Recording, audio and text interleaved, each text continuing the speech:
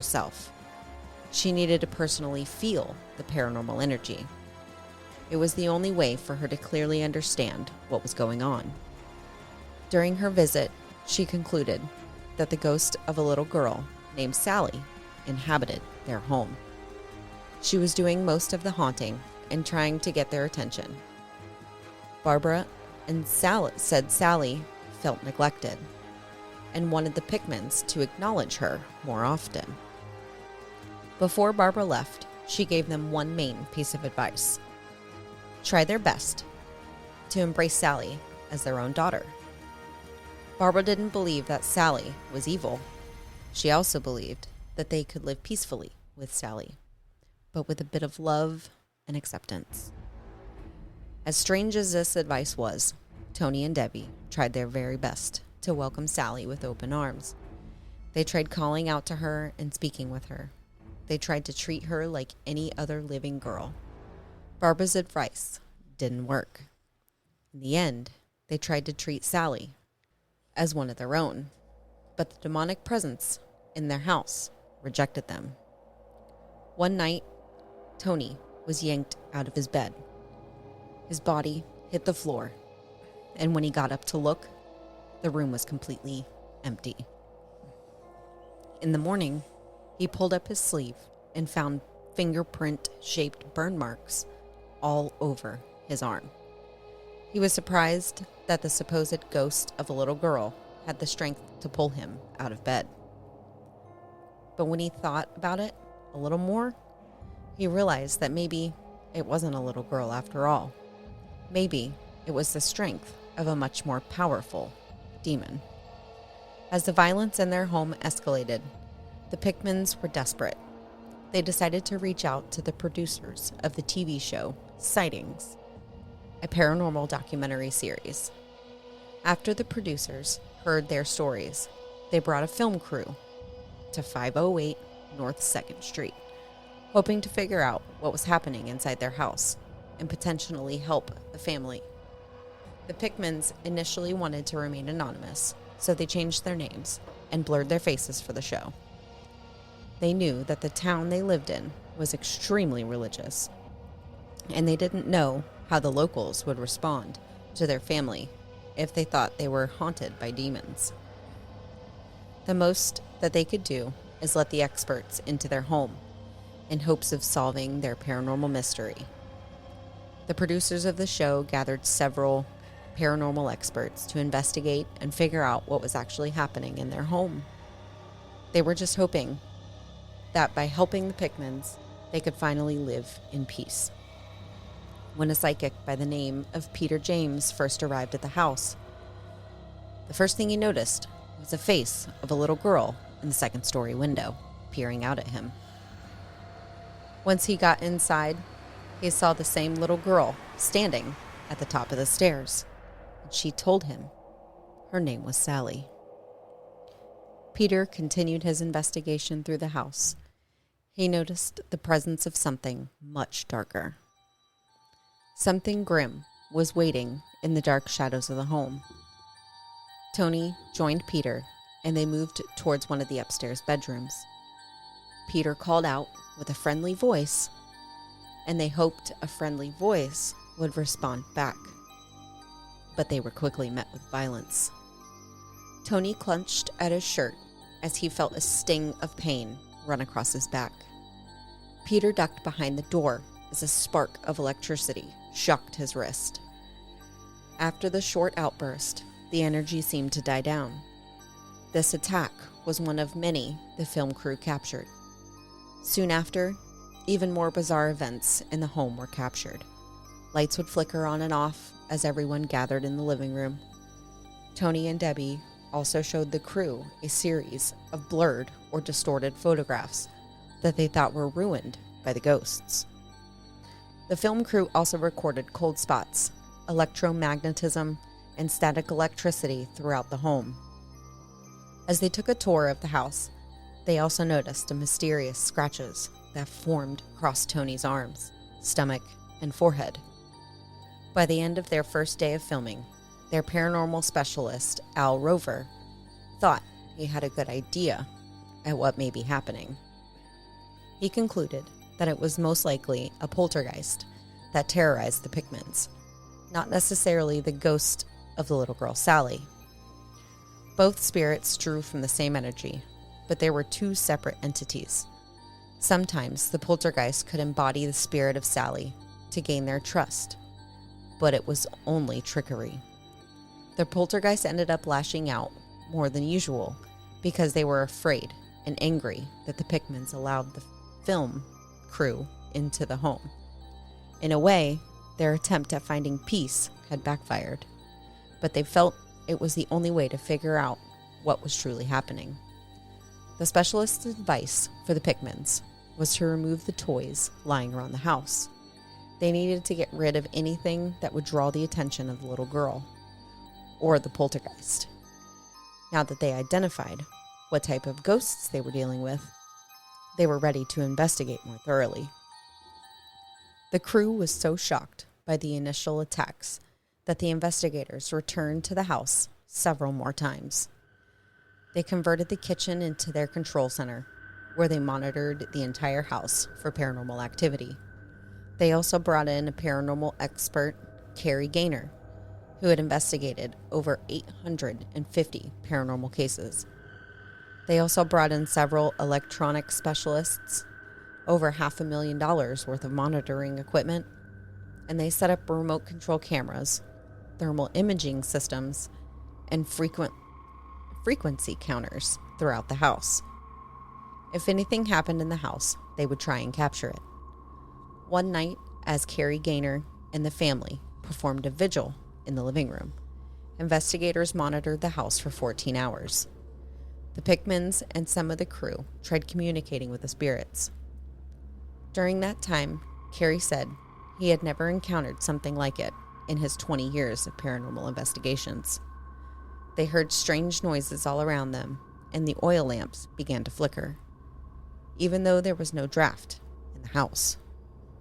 When Tony called out to the spirit, they heard it, a low, rumbling noise.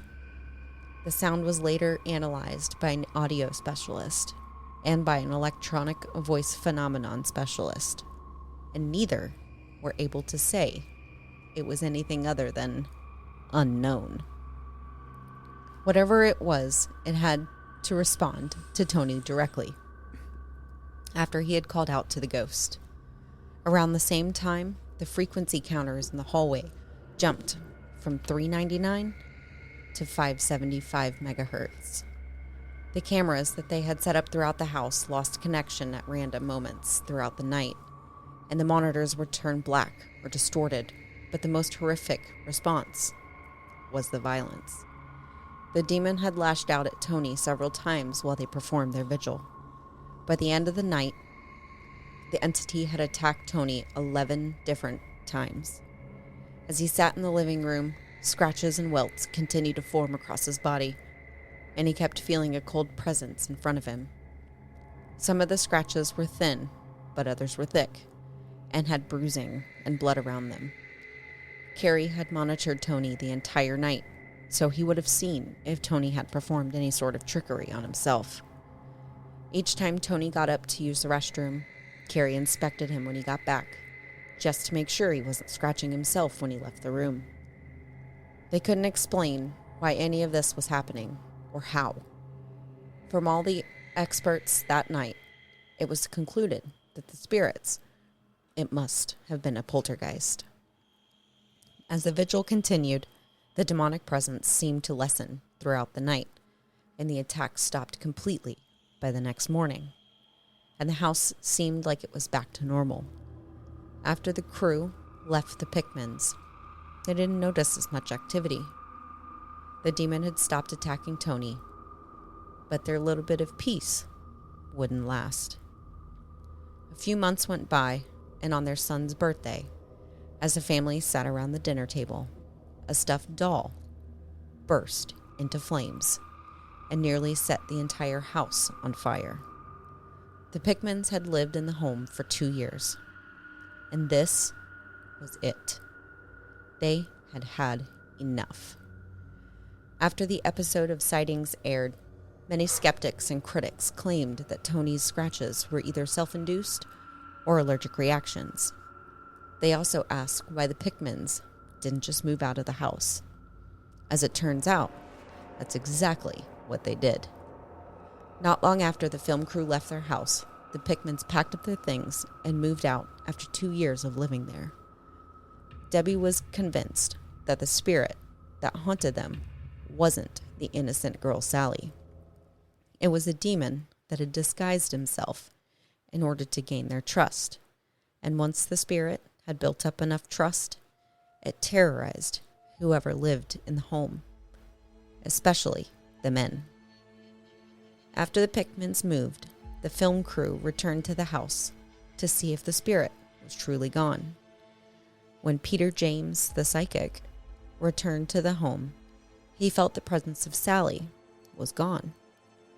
The house was barren. Sunlight came in through the windows, and everything finally seemed normal.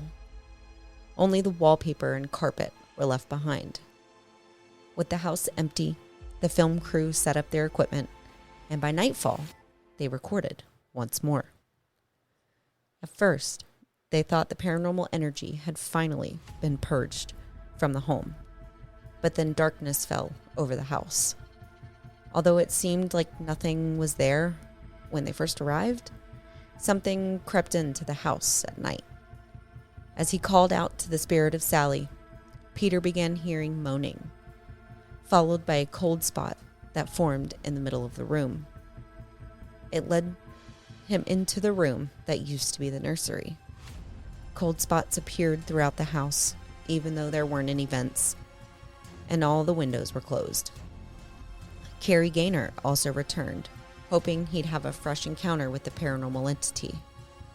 They swept the home for radiation, electromagnetic activity, temperature shifts, or carbon monoxide, but nothing unusual was discovered.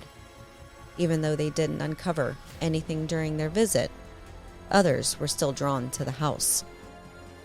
Tony and Debbie Pickman returned to the house months later, hoping they would put an end to the hauntings. They feared that the demonic energy would follow them into their next home, which was also in the same town of Atchison. Many paranormal experts say that the poltergeists have a habit of following their victims. They called a shaman to try and exorcise the spirit. They stood in the circle with the shaman as he performed the ceremony. Each of them held hands, forming a ring. The shaman warned that no matter what happened, they should never let go of each other's hands, or the exorcism would fail. After only a few minutes into the ceremony, Debbie looked over at her husband and noticed he winced in pain. He squeezed her hand harder and harder as the pain became unbearable, but he remembered the shaman's warning: do not break the circle. Tony began falling towards the floor in agony, but he never let go of their hands. A searing line of pain burned across his back, one after the next. He screamed out in agony and bent over towards the floor, but he held on. Several more minutes passed, and the more pain followed. When the ceremony finally ended, Tony took his shirt off, revealing once more 11 wounds across his upper back. Luckily, his determination seemed to pay off, as there was no more violent attacks for the rest of the time they were in the house that day. The only time Tony was attacked again was when he returned to the house for an interview with Carrie Gaynor. As Carrie asked him about his experience with the poltergeist, a small cut appeared on the right side of his face, near his lip. They believed that as long as the Pickmans stayed away from the house, the violence wouldn't return.